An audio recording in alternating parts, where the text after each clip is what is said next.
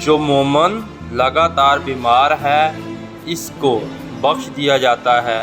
بہت جلد قبول ہونے والی دعا یہ ہے کہ انسان کسی غیر موجود کے لیے غائبانہ دعا کرے۔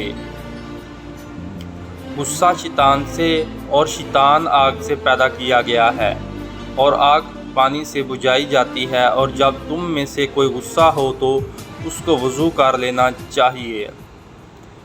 افضل جہاد حق بات حاکم کے منہ پر کہنا ہے۔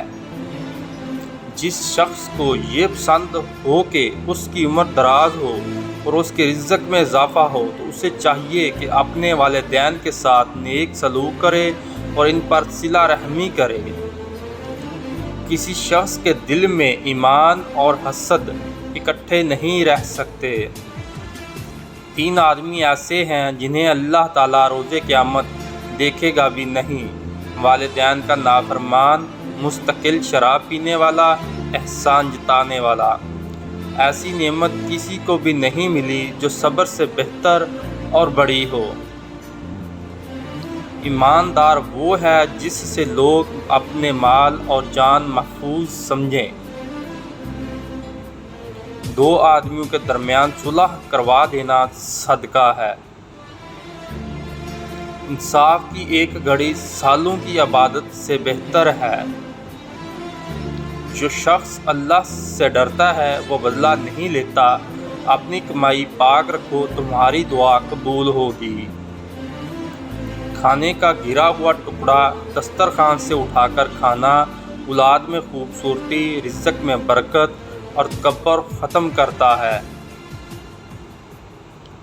ایک وقت آنے والا ہے جب لوگ نیکی پر شرم اور گناہ پر فخر کریں گے۔ اللہ تعالیٰ سے ایسی حالت میں دعا کیا کرو کہ تم قبولیت کا یقین رکھو اور یہ جان رکھو کہ اللہ تعالیٰ غفلت سے بھرے دل سے دعا قبول نہیں کرتا۔ جو درجہ خاموشی کی وجہ سے انسانوں کو ملتا ہے وہ 60 برس کی نفلی عبادت سے بہتر ہے۔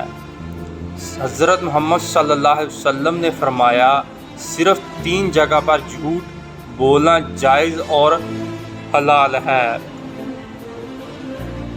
صرف 3 جگہ پر جھوٹ بولنا جائز اور حلال ہے۔